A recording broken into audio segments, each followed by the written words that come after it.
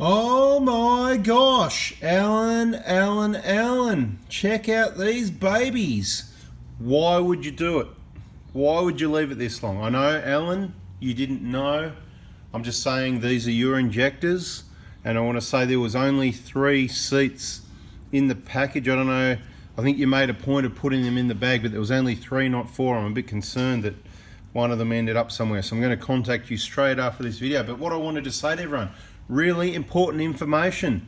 We love preventing problems. It's not a problem with the vehicle. This is a 120, the injector's from a 120 PRADO. How old's that? Well, you know it's at least 11 years old. It could be 12, 13, 14. I can't remember what year it is, but what I do remember, I'm pretty sure it's, well, let's not be pretty sure. 277,000.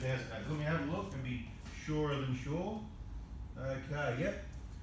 He got it with 147,000 Ks on it, and now it's done 277, and then he purchased some injectors. Now, what's the problem here? Well, that's a damn long time. So 2 things I want to point out. No, you don't have to change your injectors. You can just leave them and she'll be right, mate. And it's probably an 07 or something like that, or an 06, so it's going to be one of the older ones. But what I want to point out here is, who can tell me from watching the videos, how many of these have got blow-by? I mean, how many of these had seats leaking, right? It's pretty obvious.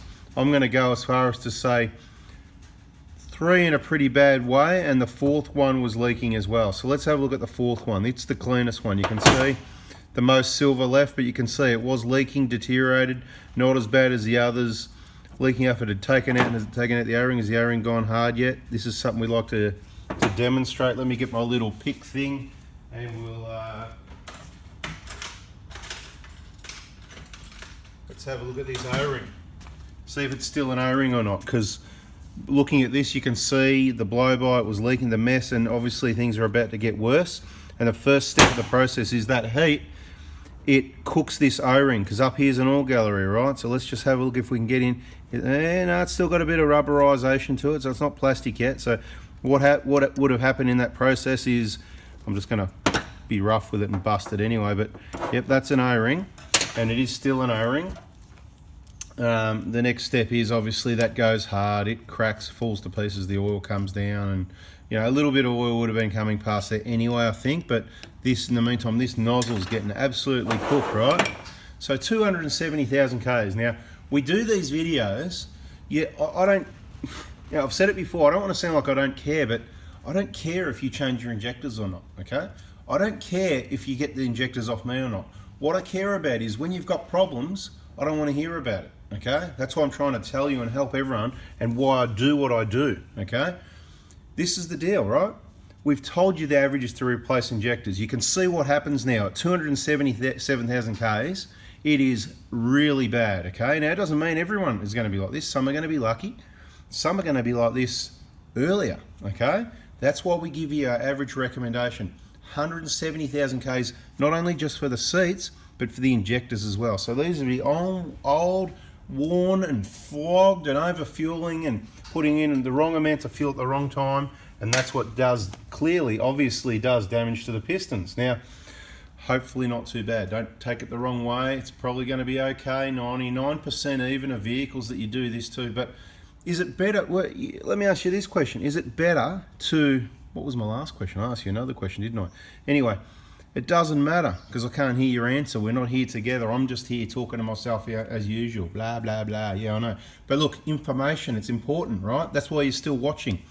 So what seems like a wise idea to you? Leave them in there for ages. Wait till it's the fan, or just getting them out. It's like your oil. You change your oil as prevention. You know, okay, it's clean, it's not so clean, it's a little bit less clean, it's okay, but it's not, you know what, I want to change it, I want it clean, right? That's how you roll with your oil. Well, this is how you roll with the injectors. You're not changing them every 6 months, every 7 years, right? Wear and tear items. Now, it's definitely, obviously, much better to get them out. When people pull the injectors out and they go, here, let me grab one over here, the usual one that's sitting around on the bench, right?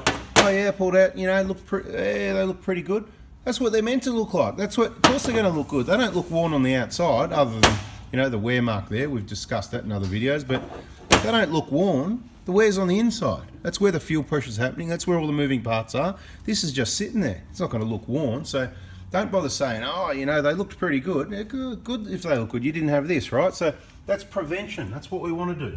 Prevention is better than cure. Now, it's not just about injectors and doing damage to the pistons, as documented by Toyota. It's in the other video, whatever that one's called. I don't know. You just go and search, mate. Recent videos on our channel. Don't listen to anyone else. You're just going to get confused, right? You can see evidence-based videos. Okay.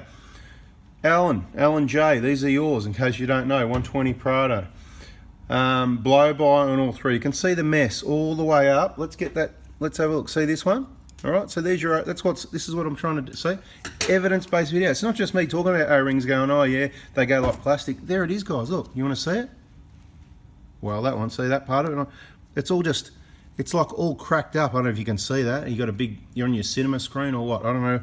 Whatever. Anyway, there it is, right? So that's what happens. It's simple. We've seen this for years, mate. We know what goes on. You don't need to second guess and is it right, but the other guy says that, right? There's another one, split as well, right? And what do you reckon is going to be here? If it's even there all together, could be just gone. Could be gone altogether.